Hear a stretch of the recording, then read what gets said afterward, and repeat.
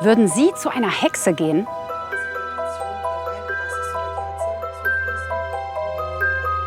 Einer modernen Hexe, die für Sie in die Zukunft guckt oder Kontakt mit Verstorbenen aufnimmt?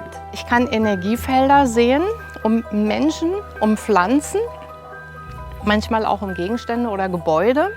Geschätzte 25.000 Hexen leben bei uns in Deutschland und gerade jetzt in Krisenzeiten ist ihre Spiritualität gefragter denn je, genau wie die von Schamanen. Was fasziniert so daran?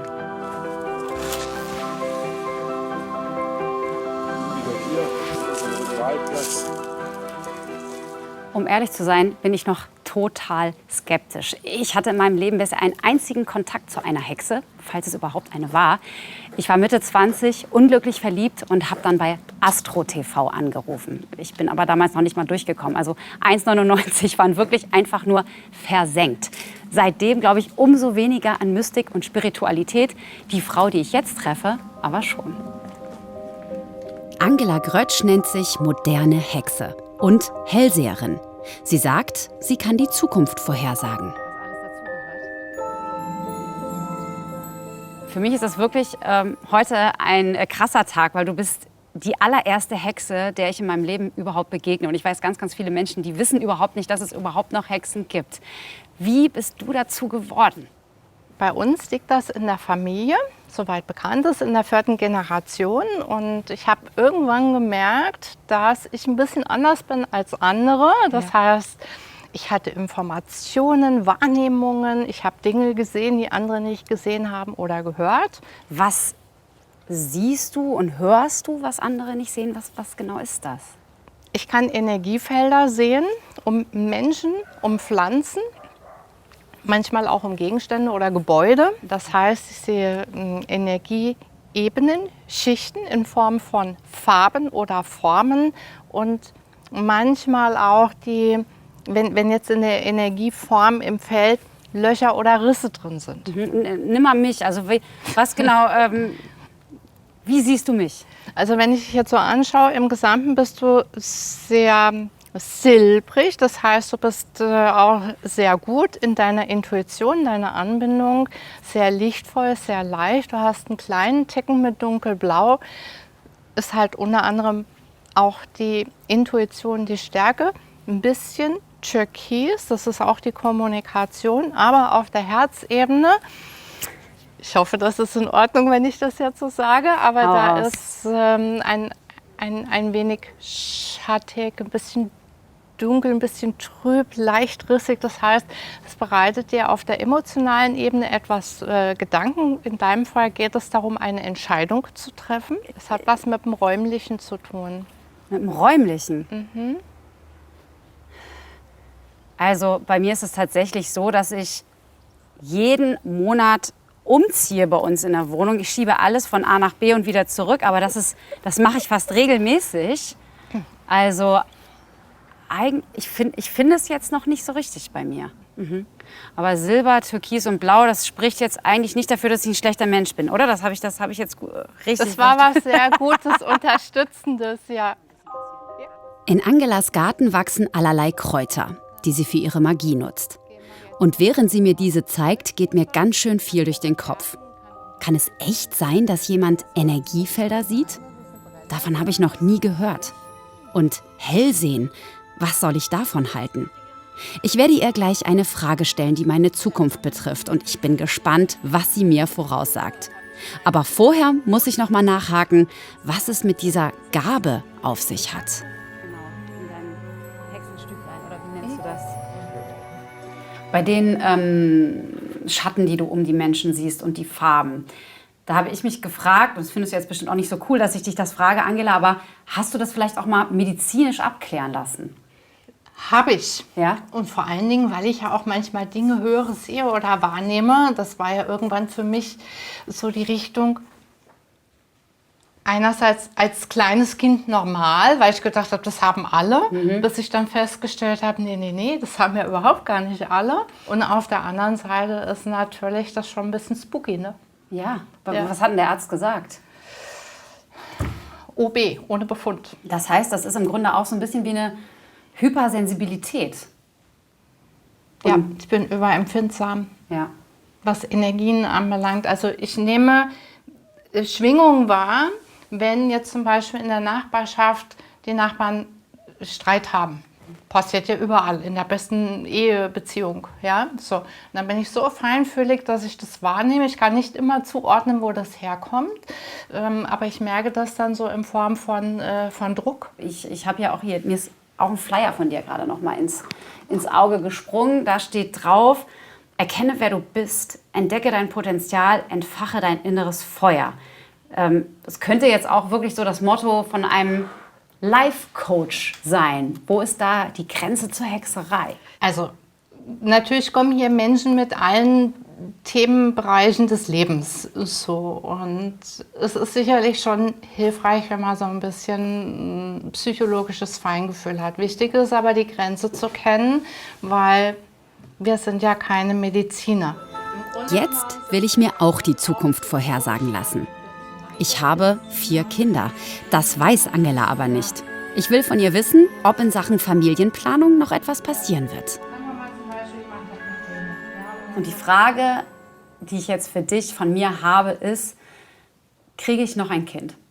Ja, kannst noch einmal Nachwuchs bekommen, wenn du das möchtest. Und da sind noch in etwa circa knapp 7 bis 7,5 Jahre hättest du noch Zeit in diesem Spielraum. Ich weiß jetzt auch nicht, wie alt du bist, aber so lange ist auf jeden Fall noch all in. Krass, 7,5 Jahre. Ich bin ja jetzt schon 42, dann wäre ich da im ältesten Fall schon 50. Das ist ja voll alt. Also bis dahin, so lange sehe ich, geht es auf jeden Fall noch. Das heißt, auch wenn du dann vielleicht keins möchtest, dann vielleicht ein wenig aufpassen. Das klingt für mich noch ganz schön vage. Alles kann, nichts muss. Zum Glück hängt jetzt aber mein Wohl nicht wirklich von dieser Antwort ab. Was ich durch Angela aber gemerkt habe: Magie hat viel mit Sensibilität zu tun, mit Schwingungen, Emotionen, Energien. Hexen können ihr Gegenüber schnell erfassen und sich auf ihre Klienten einlassen. Ist das vielleicht der ganze Zauber? Im Mittelalter hätten solche Fähigkeiten schnell den Tod bedeuten können. Wir sind am Hexenturm in Babenhausen. Hier wurden Frauen gefangen gehalten, an den Pranger gestellt und gefoltert, häufig bis zu ihrem Tod. An anderen Orten wurden sie auf Scheiterhaufen verbrannt, oft im Namen des Christentums.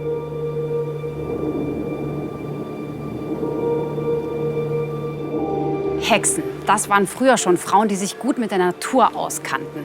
Mit ihren Kräutern konnten sie heilen, aber eben auch Schaden anrichten. Und das war einigen ein Dorn im Auge. Kirchliche Schriften des 13. Jahrhunderts behaupteten sogar, diese Frauen könnten fliegen. Sie könnten Menschen in Tiere verwandeln und sie könnten sogar das Wetter beeinflussen. Hexerei galt als Teufelswerk und die Hexen mussten weg. Als Mitte des 16. Jahrhunderts dann eine Kältewelle über Europa einbricht, sind die Schuldigen natürlich schnell gefunden.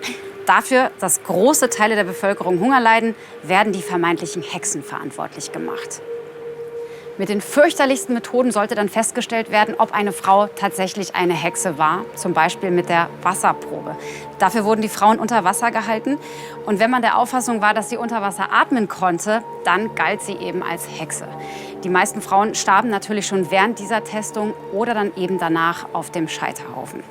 Schätzungsweise 50.000 Menschen wurden in Europa ermordet, weil sie für eine Hexe gehalten wurden. Die meisten von ihnen waren Frauen. Es gab aber auch Männer und Kinder. Kein Wunder, dass sich viele Hexen und Schamanen bewusst vom Christentum distanzieren und sich als Heiden bezeichnen. So wie Thomas Vömel, alias Phönix. Hi, Phönix. Hallihallo. Grüß dich. Hi. Julia Tschetsch. Schön, dass wir hier bei dir sein dürfen. Gerne, gerne. In deiner Schnitzerwerkstatt. Was machst du? Ja, viele spannende Sachen und ich würde sagen, wir machen erstmal die Garage zu, weil wir haben gerade so ein krasses Licht.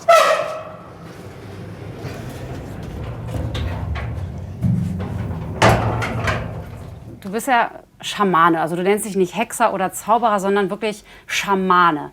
Was macht dich und deine Heilkunst aus? Was machst du genau? Wow, das ist jetzt nicht so einfach, das so kurz zusammenzufassen. Also ich versuche im Grunde, Menschen wieder in Kontakt mit sich selber zu bringen. Ja, weil wir in unserer Zeit, ich meine, wir brauchen uns nur umgucken. Also die Leute drehen ja gerade reihenweise am Rad. Das hat ja jetzt vor allem auch diese Corona-Krise gezeigt, die Auswirkungen. Ganz viele Menschen, die psychische Probleme haben. Und ich habe gesehen, dass Menschen, die zu mir kommen und mir ihre Probleme schildern, im Prinzip, ja, sie sind nicht mehr im Kontakt mit sich. Aber ich meine jetzt dieses Menschen zu heilen, damit sie wieder den Kontakt zu sich selbst finden. Ja. Also das klingt ja irgendwie total spannend. Und welche Methode wendest du da an? Bei mir ist das so, ich nehme das alles schon auf und spüre mich auf mein Gegenüber ein und kriege währenddessen schon Bilder gesendet. Woher kommen die? Aus seinem Unbewussten, aus meinem Unbewussten? Kann ich nicht beantworten. Es sind Bilder.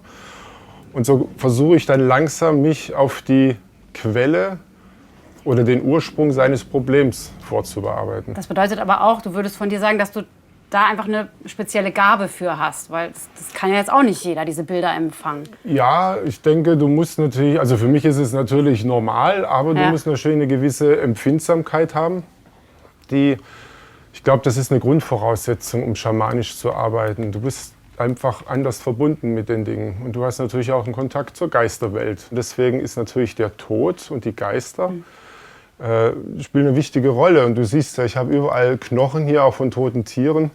Das sind nicht meine Trophäen, sondern das ist meine Art, diese Tiere zu ehren, auch nach dem Tod noch. Und weil sie mich daran erinnern, wo wir alle herkommen und wo wir wieder hingehen.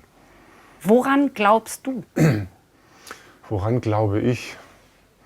Also ich glaube zumindest an viele Götter, die wiederum Ausstülpung einer großen, übergreifenden, kosmischen Macht sind. Ich versuche, altes Wissen und Brauchtum zu erhalten und das in die neue Zeit rüber zu retten und zu zeigen, wie man das in dieser modernen Zeit eben auch noch leben kann.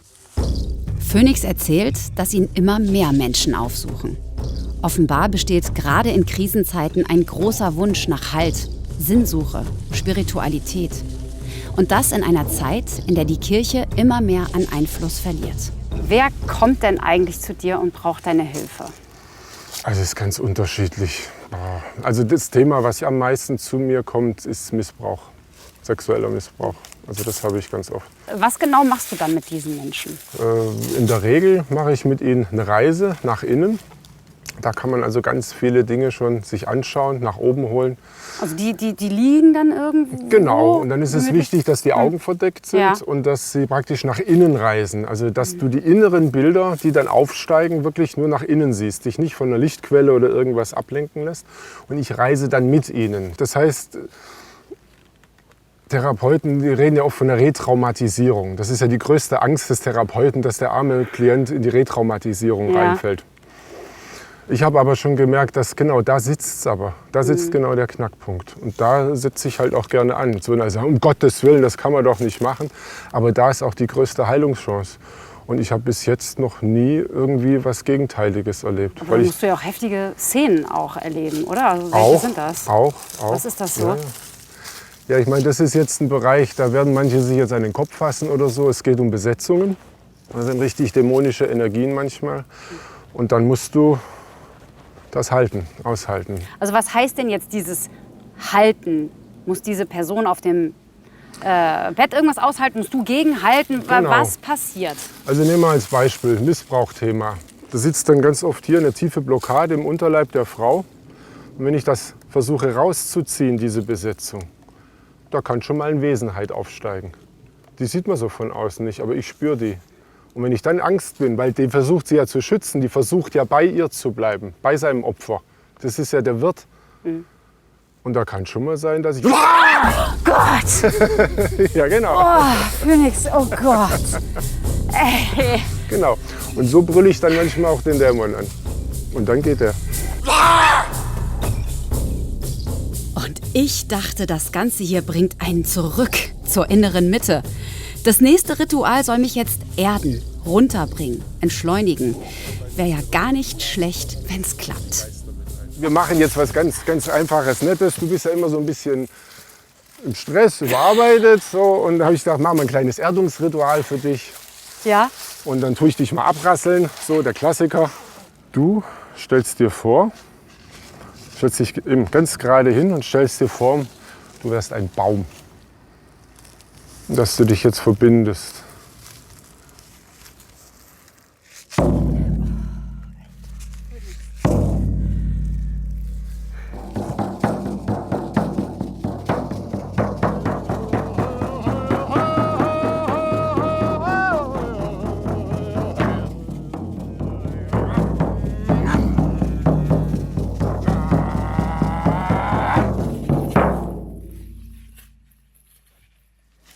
Aber jetzt frage ich doch dich mal direkt. Ja. Wie geht's dir denn gerade?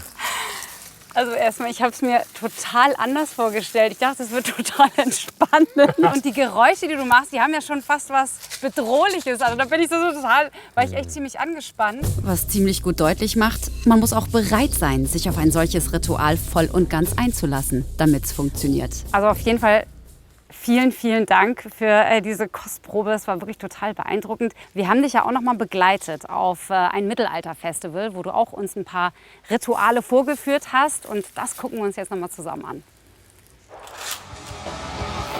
Mittelaltermarkt im bayerischen Selb. Ein Schauplatz für Schamanen, Hexen, Musik, Mittelalter- und Fantasy-Fans. Und mittendrin Schamane Phönix. Die Trommel ruft die Geister und Götter.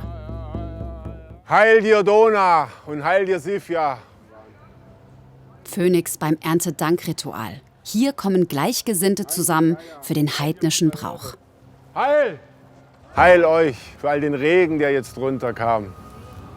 Vielleicht für ein Festival nicht so geeignet, aber wir sind ja dankbar. Es geht einfach darum, die Leute abzuholen. Und wir hatten ja früher, also wirklich ganz früher, war das ja normal, dass sich die Menschen so wie heute getroffen haben. Oder wenn man mal jetzt Island nimmt, da war das Ting und dann kamen ganz viele Leute von überall, da waren Händler mit dabei. Also das sind eigentlich, wie heute sind die Mittelaltermärkte, die alten Feste, wo sich Heiden getroffen haben. Immer mehr Menschen interessieren sich für alte Bräuche, Heidentum oder Schamanismus. Die Community wächst. Mit dabei auch Phönix' Kollegin, die Runenhex. Was verbindet denn eine Hexe und einen Schaman? Und wo liegen Unterschiede? Es gibt da ganz viele Berührungspunkte, würde ich meinen. Also es geht ja hauptsächlich um das Arbeiten in und mit der Natur. Und wir Menschen sind ja Natur. Es ist so eine moderne Idee, dass das was Unterschiedliches ist. Also ich persönlich lebe dieses alte Wissen für das Land und ich möchte einfach für mein Land da sein, für die Natur und die zu verbinden wieder mit den Menschen. Genau das will sie uns jetzt zeigen. Mit einem Ritual an einem Baum auf dem Festplatz.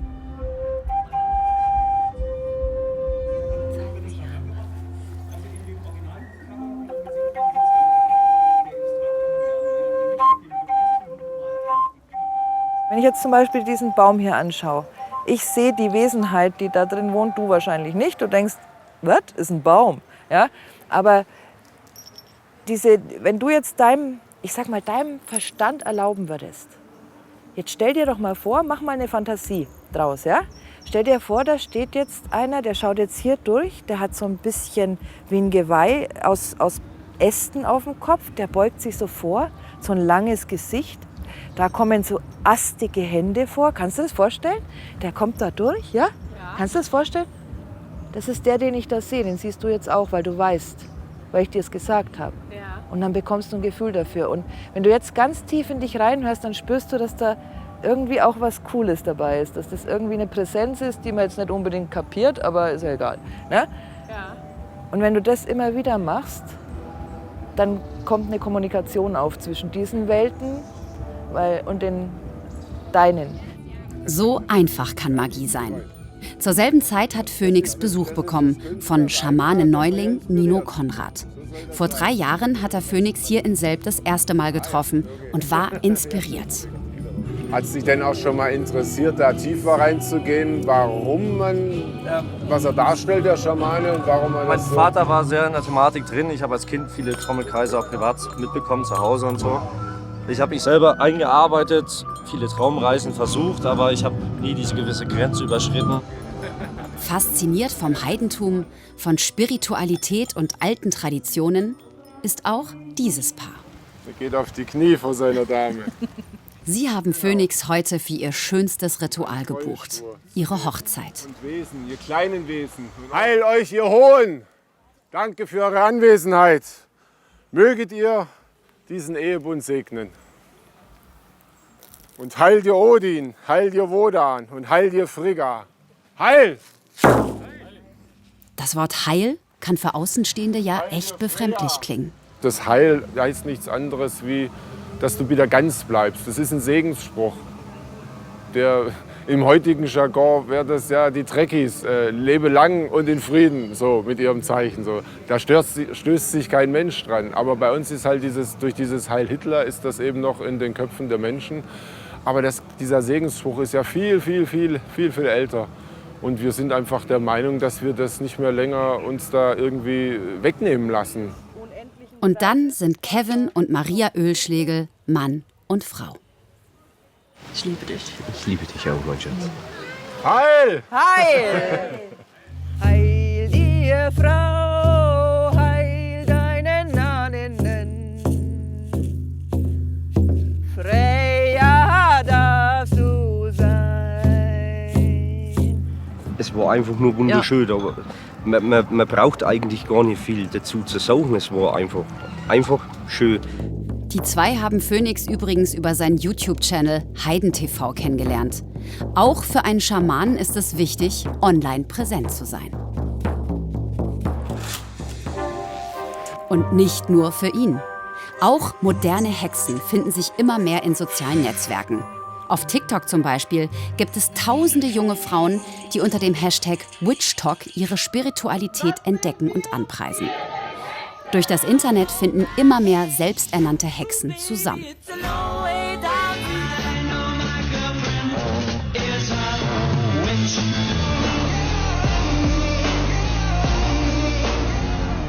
Auch Anna aus Frankfurt bezeichnet sich als moderne Hexe, nur eben mit TikTok-Kanal und Online-Shop.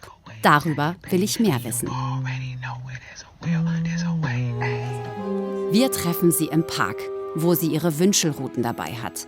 Sie will mir zeigen, wie sie Kontakt mit Verstorbenen aufnimmt. Und zu wem möchtest du jetzt Kontakt aufnehmen? Also es ist vielleicht generell interessant zu wissen, dass meine spirituelle Reise, spirituelles Erwachen, wie man das auf TikTok Hashtag spirituelles Erwachen macht, tatsächlich stattfand, als mein Papa gestorben ist.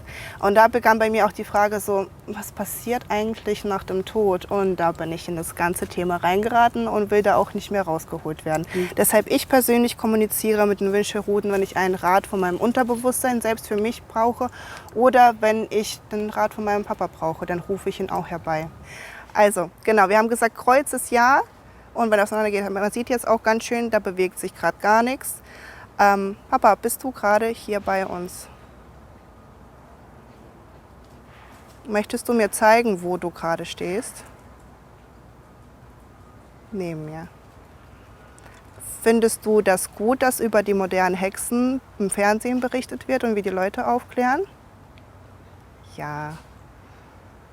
Hast du vielleicht auch eine Botschaft für jemanden, der hier anwesend ist? Nein. Hast du eine Botschaft für mich?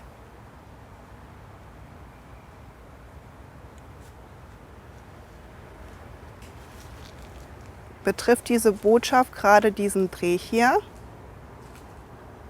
Nein. Ist es eine persönliche Botschaft an mich? Möchtest du nicht, dass diese Botschaft ausgestrahlt wird? Ich danke dir ganz, ganz herzlich. Das war jetzt für mich unfassbar beeindruckend. Ja.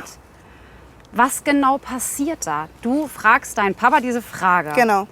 Und Was passiert in deiner Hand oder in deinem Körper? Weil also es geht ja schon von dir aus, aber du sagst, du steuerst es nicht aktiv. Was ist da los? Ich steuere es nicht aktiv. Es ist wirklich so, jetzt halte ich sie ja ganz normal. Jetzt fangen meine Hände ja auch nicht an zu zittern oder sich zu bewegen. Es ist wie eine Art Quelle, die dann durch mich hindurch spricht und mir diese Antworten gibt. Ich bin gerade irgendwie total verwirrt, ja. Muss ich wirklich sagen, Ja, das ist weil ich wirklich erstaunt darüber bin, wie wenig das nach einem Fake aussah, um es jetzt mal so auszudrücken. Ja? Also, ja, ich bin irgendwie total baff. Es ist nichts für Beginner, wo ich sagen würde, hey, du fängst jetzt mit dem Hexentum alles an, du rennst los und kaufst dir diese Wünschelruten.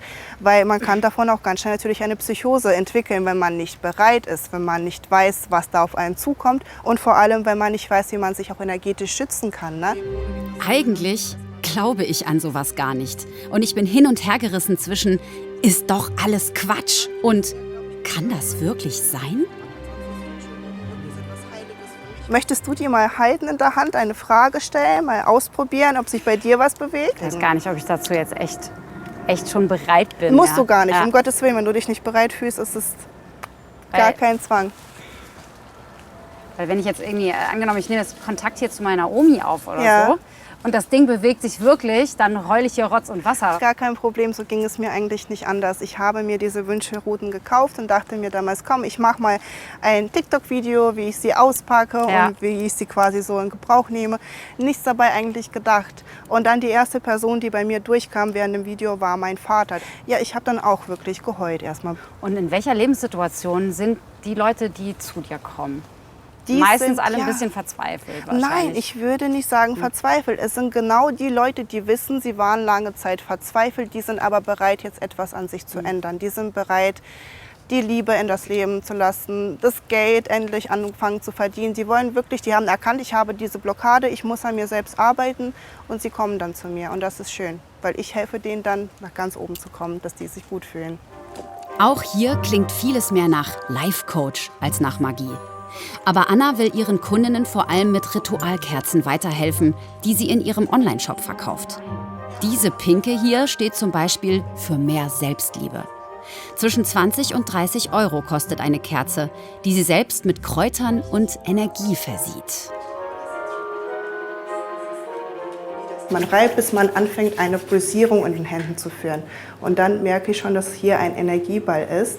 Und dann spreche ich quasi die Intention hier rein und lasse es zu der Kerze zufließen. Und ganz wichtig ist in der Magie immer zu sagen, dass niemand dabei zu Schaden kommt. Egal, ob du jetzt anfängst, dich selbst zu lieben oder nicht. Wir wollen nicht, dass es irgendjemandem schadet. Das ist ein wichtiger Aspekt, der bei meinen Kerzen immer mit dabei ist. Kannst du verstehen, dass es für Außenstehende auch ein bisschen merkwürdig wird? Ich kann verstehen, dass es schwer zu verstehen ist. Dennoch ist alles bei uns im Universum Energie. Ich bin Energie, du bist Energie, die Vase, sogar die hat Energie und Schwingungen und alles. Und es geht der Magie zu verstehen, wie kann ich diese Energie nutzen, weitergeben, verändern zum Guten. Und woher weißt du, ob es funktioniert? Das Gute an den sozialen Medien ist halt, man kriegt unheimlich viel Feedback. Also mir schreiben dann wirklich Mädchen, Frauen, hey Anna, jetzt kann ich mich irgendwie besser in meinem Körper akzeptieren. Es macht unheimlich viel Spaß und mittlerweile kann ich auch davon leben. Ja. Das ist schön. Bei Hexen denken ja viele von uns noch an alte, vielleicht ein bisschen schrumpelige Frauen mit einer Warze auf der Nase, mit einem Schlapphut. Inwiefern willst du vielleicht auch dadurch, dass du halt so einen sehr offenherzigen TikTok-Auftritt hast, das Bild der modernen Hexe verändern? Also ich stehe wirklich dahinter, dass eine Hexe so aussehen kann, wie sie möchte. Sie kann sexy sein, sie kann offen sein, sie kann in einem schwarzen Gewand von mir aus rumlaufen. Jeder soll das leben, was er möchte.